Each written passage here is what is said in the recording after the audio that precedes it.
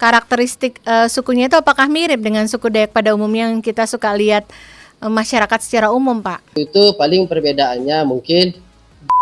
Kita juga ingin tahu nih Pak Edi, waktu itu KPU Kabupaten Sanggau itu melakukan sosialisasinya dalam bentuk apa saja ya Pak? Secara khusus kita tidak datang ke sana untuk melakukan sosialisasi karena di sana juga listrik itu hanya ada. Berapa jauh Pak jaraknya dari pusat kota Kabupaten Sanggau? Ya kalau kecamatannya tadi itu sekitar 100, kemudian ke desanya itu sekitar 4. Tidak ada listrik itu bukan karena masyarakat adat yang menutup diri memang tidak boleh menggunakan listrik, tapi memang karena mungkin bisa dikatakan masyarakat Dayak di sini ya lebih maju lah, karena mereka juga kadang berbisnisnya ke.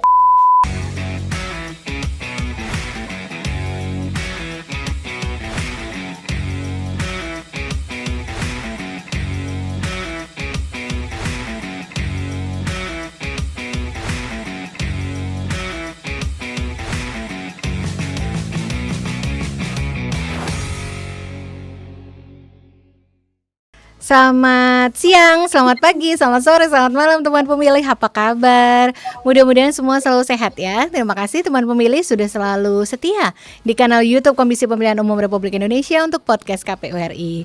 Bertemu lagi dengan saya Reni yang akan menjadi host untuk podcast edisi spesial kali ini. Kita berada di seri Masyarakat Adat. Ini adalah seri di mana KPU akan menceritakan tentang bagaimana penyelenggara pemilu melakukan pendidikan pemilih dan juga sosialisasi kepemiluan kepada masyarakat adat yang ada di seluruh Indonesia. Teman pemilih kalau mendengar kata masyarakat adat itu di Indonesia, itu kepikirnya masyarakat suku apa? Saya tahu pasti yang terlintas di kepala teman pemilih itu pasti akan menyebutkan nama-nama suku yang jumlahnya besar dan biasanya suku A, suku B, suku C yang pasti sangat common, umum didengar gitu. Itu memang bagian dari suku yang ada di Indonesia. Tapi ternyata Indonesia yang memiliki belasan ribu pulau dan ternyata memiliki ratusan ribu suku bangsa dan masyarakat adat ini, ada banyak sekali kelompok-kelompok masyarakat adat yang siapa tahu teman pemilih juga baru akan pertama kali mendengar pada episode kali ini. Hari ini khusus kita datangkan narasumber kita, tamu yang merupakan salah satu penyelenggara pemilu juga, merupakan anggota KPU Kabupaten Sanggau. Kita akan bertemu dengan Bapak Edi. Bapak apa kabar? Alhamdulillah baik. Baik, alhamdulillah. Terima kasih ya Bapak sudah meluangkan waktu. Iya, teman pemilih, kenalkan ini kita bertemu dengan Pak Edi. Beliau adalah anggota KPU Kabupaten Sanggau dan beliau adalah Kepala Divisi Sosialisasi dan Pendidikan Pemilih dan SDM. Dan hari ini kita akan ngobrol tentang bagaimana KPU melakukan sosialisasi pendidikan pemilih kepada masyarakat adat yang berada di wilayah Kabupaten Sanggau. Yang ada di sana berarti suku Dayak ya Bapak? Ya, suku Dayak Ibu. Baik. Dan terbagi menjadi beberapa sub-suku Dayaknya. Sub-suku ya Pak ya? Karena kan di seluruh wilayah Kalimantan itu kan suku Dayak kan menyebar di berbagai tempat ya Pak. Nah kalau di Kabupaten Sanggau sendiri suku Dayak apa Pak namanya? Di tempat yang kami lakukan sosialisasi kemarin di Kecamatan Entikong itu tepatnya di Desa Suruh Tembawang, itu adalah sub-suku Dayak Bidayuh Sungkung, di mana sub-suku Dayak ini hanya ada, kalau di Sanggau itu hanya ada 2 desa, yaitu Desa Suruh Tembawang dan Palapasang. Kemudian sebagian ada di Kabupaten Bengkayang karena berbatasan juga dengan Kabupaten Bengkayang, di mana induk dari sub-suku ini adalah sub-suku Bidayuh, itu ada di Serian, Malaysia. Jadi mereka termasuk masih dalam satu rumpun dengan negara sebelah. Iya, baik. Ya namanya juga dalam satu pulau yang sama ya Pak ya, dan berbatasan pasti perpindahan warga dari satu tempat ke tempat lain tentu memang saling terkait satu sama lain ya Pak Edi. Iya, begitu. Kalau karakteristik suku Dayak yang ada di sub-suku ada di Kabupaten Sanggau ini yang tipikalnya bagaimana ya Pak? Ataukah sama ya secara tampilan atau secara karakteristik sukunya itu apakah mirip dengan suku Dayak pada umumnya yang kita suka lihat masyarakat secara umum, Pak? Iya, jadi secara umum ya subsuku Dayak itu hampir sama di Pulau Kalimantan umumnya, baik itu Kalimantan Barat, Kalimantan Tengah ataupun provinsi Kalimantan yang lainnya hampir sama. Cuma di beberapa subsuku itu paling perbedaannya mungkin di cara berpakaian, pakaian adatnya, Mm-mm. kemudian beberapa perbedaan di ritualnya, tetapi secara umum ya di rumah adat hampir sama di situ. Jadi pakai Ya. rumah betang, di mana rumah yang panjang, kemudian diberikan apa sekat-sekat kamar dulu. Jadi hampir sama bentuknya rumah betang, kemudian pakaian-pakaian adatnya, senjata tradisionalnya masih sama, mandau, Mm-mm. dan itu Ibu. Jadi hampir sama, cuma tadi mungkin di acara-acara adat tertentunya. Baik, baik. Ini teman pemilih, kita lagi mendengarkan deskripsi masyarakat adat suku Dayak nih, yang kalau secara umum teman pemilih kalau misalnya kita lihat di mesin pencari, sebagaimana umumnya tampilan pria wanita yang ada di termasuk suku Dayak itu kan memiliki ciri-ciri umum yang biasanya kita sama-sama tahu ya. Misalkan biasanya berkulit putih bersih, terus good looking gitu ya. Ya semua juga good looking ya karena ciptaan Tuhan. Karakteristiknya memang spesifiknya tergambarkan seperti itu. Dan dari cerita Pak Edi tadi barusan memang menggambarkan secara tipikal yang ada di kepala kita secara umum kalau masyarakat suku Dayak itu biasanya seperti itu. Kalau secara pekerjaan mata pencarian sendiri bagaimana Pak Edi? Iya, jadi kalau secara umum masyarakat subsuku Dayak di sini masih bertani. Jadi masih bertani dengan sistem ladang. Kalau dulu itu kan masyarakat itu masih sistemnya ladang berpindah. Jadi setelah membuka lahan baru, membuka hutan baru, kemudian setelah selesai ladang, setelah selesai panen padi, itu ditinggalkan begitu saja lahannya. Dan kemudian di tahun berikutnya itu membuka hutan baru, membuka lahan baru, begitu seterusnya. Tetapi sekarang masyarakat adat sudah mengerti, jadi setelah membuka lahan baru, membuka hutan untuk ladang, setelah panen padi, ya masyarakat melanjutkan dengan mungkin ada yang bercocok tanam sayuran, kemudian ada yang menanam sawit ataupun menanam karet di lahan bekas ladang tersebut. Kemudian baru di tahun berikutnya ya membuka hutan atau membuka lahan baru untuk berladang, begitu. Baik. Nah, kalau berladang dan juga aktivitas seperti ini menggambarkan masyarakat yang sepertinya mirip dengan gambar yang ada di dalam kepala kita masing-masing ya Pak Edi ya. Jumlahnya Ya. ada berapa sih Pak kalau masyarakat adat subsuku Dayak yang ini ada di Kabupaten Sanggau ini?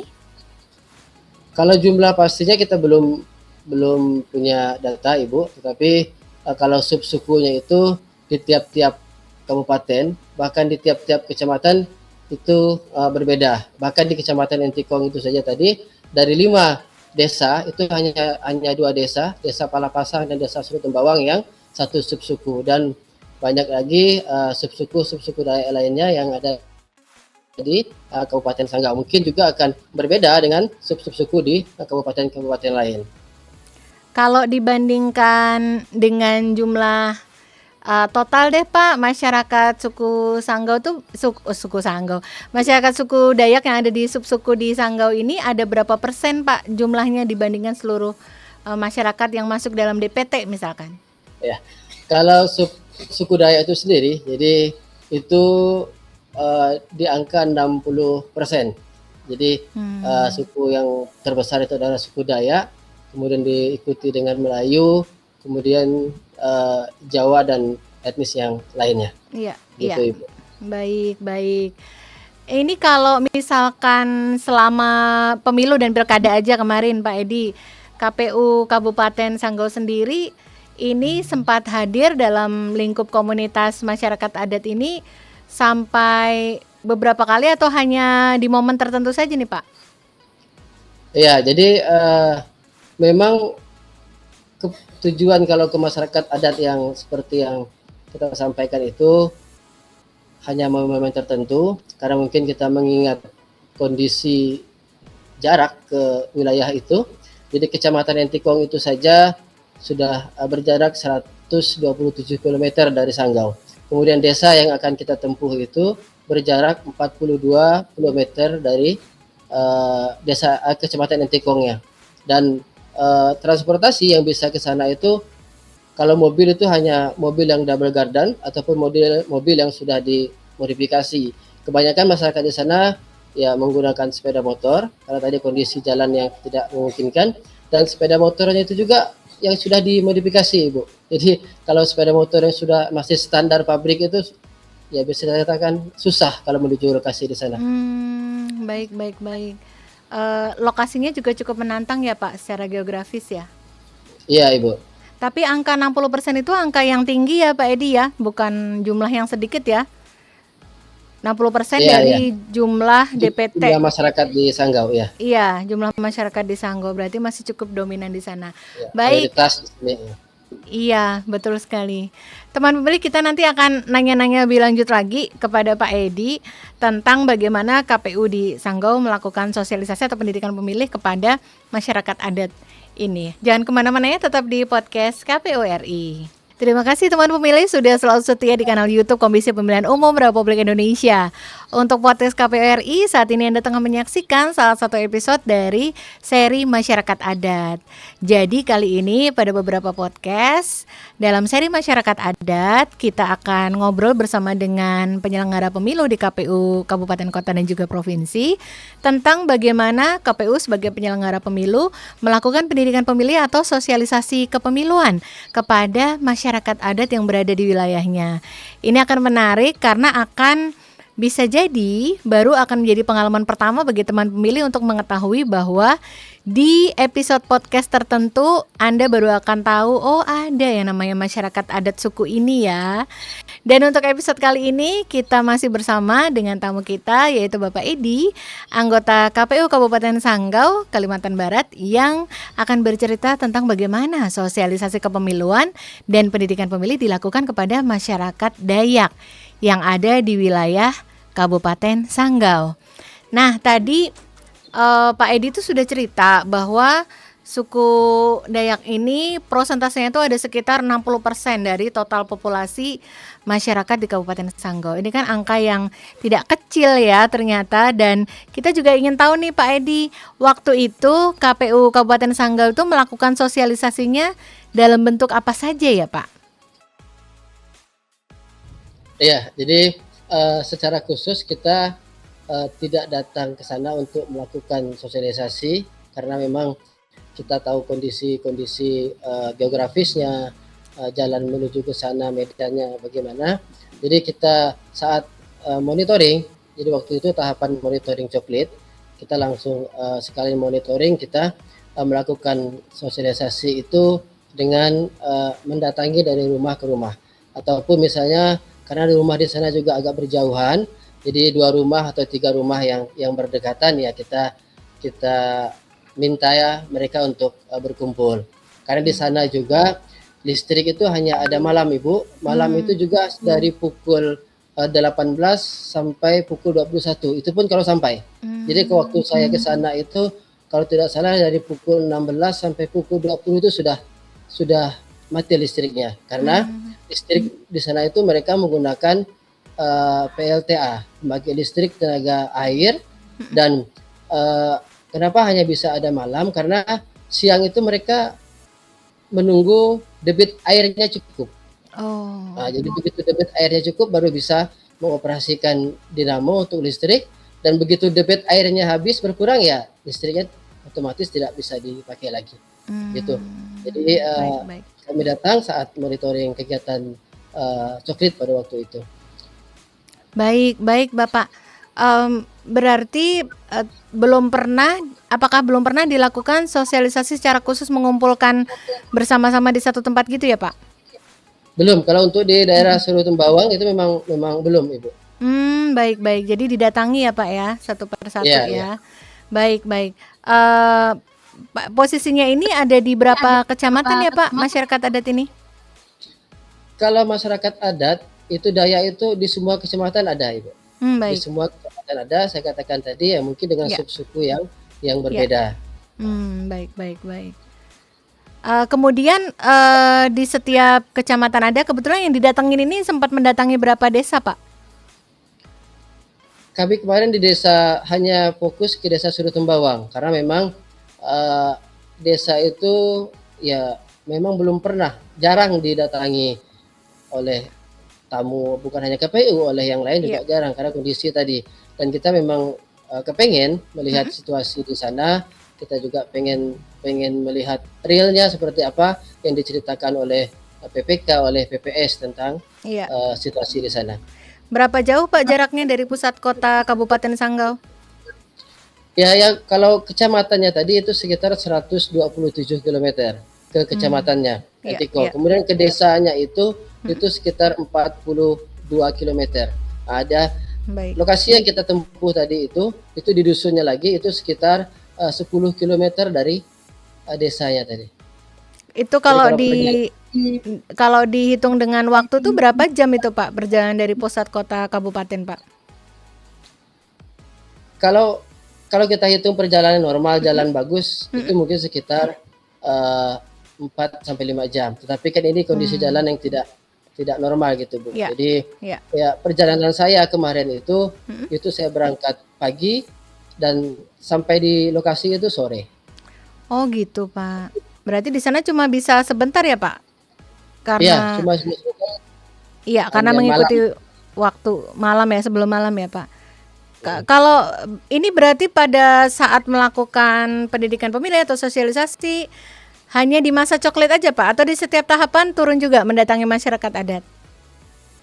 Kalau yang kami dari KPU-nya memang waktu kebetulan saat coklat itu saja monitoring coklat, tetapi Mhm. untuk PPK, PPS kita memang sudah kita minta untuk melakukan sosialisasi di sana karena Hmm. ya PPK kita ataupun PPS terutama itu kan penduduk tempatan. Nah, jadi mereka sudah dikenal oleh masyarakat sehingga mereka hari-harinya bisa bertemu dengan masyarakat dan mereka bisa mengatur jadwal untuk sosialisasi dan pernah melakukan sosialisasi itu juga digabungkan dua desa, itu desa Palapasang dengan desa Suruh Tembawang tadi, Ibu. Baik, baik. Nah, teman pemilih untuk bisa memberikan gambaran seperti apa sih suasana ketika sosialisasi dilakukan oleh ad hoc atau PPK PPS, kemudian situasi bagaimana masyarakat adat yang ada di daerah Kabupaten Sanggau ini, kita bisa menyaksikan beberapa foto, video yang ada di dalam koleksi gambar berikut ini. Kita lihat dulu ya.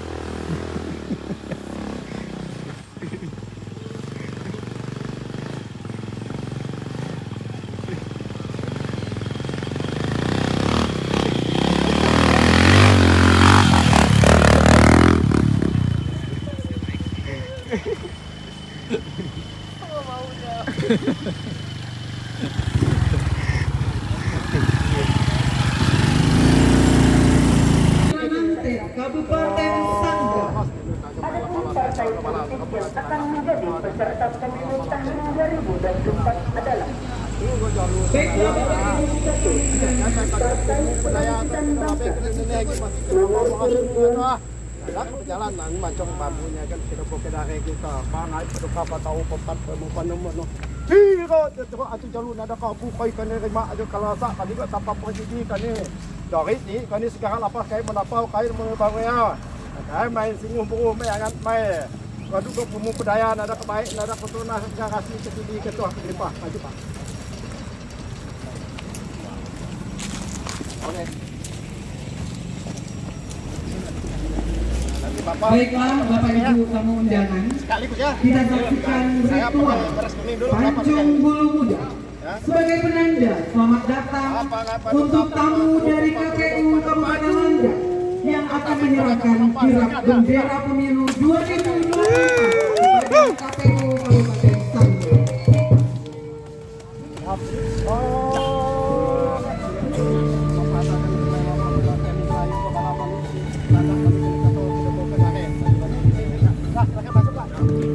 Bapak Ibu rekan dari KPU. Iya, baik.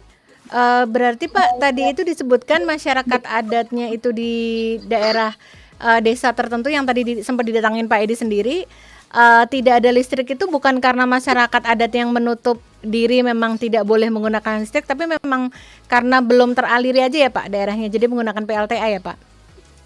Iya, jadi masyarakat adat di sini di Sanggau terutama mungkin sama seperti daerah lain Ya, itu tidak menutup diri dengan perkembangan teknologi. Malah mungkin Iya. bisa dikatakan masyarakat Dayak di sini ya lebih maju lah karena mereka juga kadang berbisnisnya ke Malaysia kemudian tetapi mereka juga masih tetap memegang adat istiadat setempat gitu. Jadi Ya. terkait listrik memang belum terjangkau di dusun tersebut dan salah satu bukti kalau masyarakat adat itu sudah uh, terbuka untuk dunia luar ya mereka sudah bisa memanfaatkan air terjun itu sebagai PLTA. Cuma ya tadi karena kondisinya debit airnya kurang makanya hanya mampu untuk beroperasi di malam hari.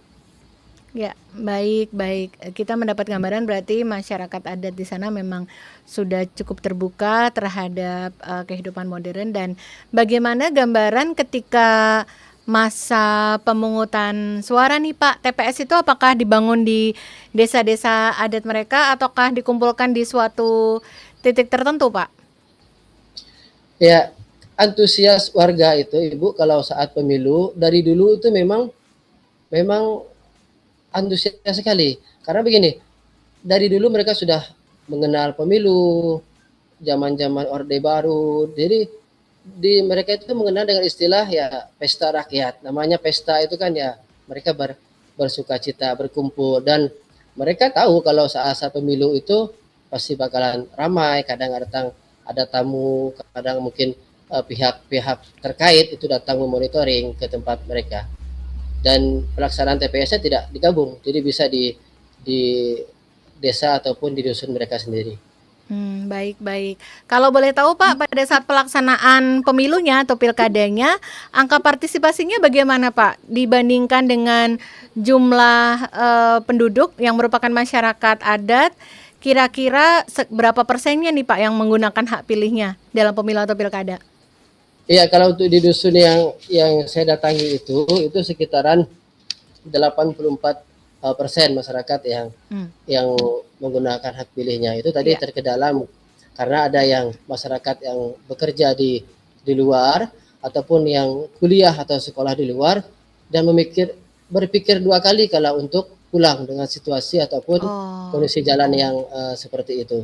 Dan kemungkinan juga mereka tadi karena kondisi jalannya tadi mereka mungkin ya lebih baik golput lah begitu.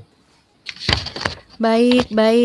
Ini juga sepertinya menceritakan tantangan yang dialami oleh KPU Kabupaten Sanggau dalam melakukan sosialisasi atau pendidikan pemilih ya Pak kepada masyarakat adat suku Dayak di sana, atau ada tantangan yang lain Pak? Iya, jadi memang tantangan terbesar kita itu adalah tadi kondisi jalan, kondisi situasi di sana sehingga menyulitkan kita, makanya kami kesulitan dalam dokumentasi karena tadi listriknya yang terbatas sehingga kami juga harus berhemat dalam pemakaian handphone, laptop dan kamera. Kemudian itu Ibu. Baik. Kalau bisa digambarkan nih Pak, masyarakat adat yang mengikuti pemilu sebagai yang terdaftar dalam DPT lah Pak itu. Kalau di tahun 2024 pemilu dan pilkada itu kebanyakan itu masyarakat adat ini isinya tuh yang usianya sudah senior ataukah masih jauh lebih banyak yang masih pemilih mudanya Pak? Di sini itu pemilih mudanya lebih lebih dominan Ibu. Dan sekali lagi saya katakan karena mungkin ya pemilih mudanya usia-usia produktif itu kan sudah bersentuhan ataupun berhubungan dengan masyarakat luar Iya, sehingga iya. ya termotivasi untuk ikut Oh, dalam pemilu ataupun pilkada. baik, baik. Ini juga akan menjadi catatan sekaligus harapan ya Pak bagi kita dalam proses penyiapan pendidikan pemilih untuk pemilu dan pilkada berikutnya ya Pak ya. Iya, iya Ibu. Betul, betul. Pak, ada hal lain nggak Pak yang menarik ketika proses baik itu ketika Bapak bersosialisasi, menyebarkan informasi kepemiluan dengan bertemu langsung, ataupun saat hari pemungutan suara, apakah ada hal-hal khusus yang terjadi yang dilakukan oleh masyarakat adat suku Dayak di Kabupaten Sanggau, Pak? Ya, masyarakat suku Dayak di sini memang masyarakat lokal yang sangat menghormati tamu. Jadi ketika tamu datang itu kalau bisa mereka melakukan upacara penyambutan. Kalau bisa, kalau memang tidak bisa ya mereka, yang jelas hal-hal yang saya temui itu hampir di setiap rumah itu mereka menyediakan minuman, kalau di sini istilahnya tuak. Nah, jadi tuak itu khusus untuk menyambut tamu, dan tuak yang untuk menyambut tamu itu memang tuak yang kalau kita klasifikasikan itu kelas yang lebih tinggi, Ibu.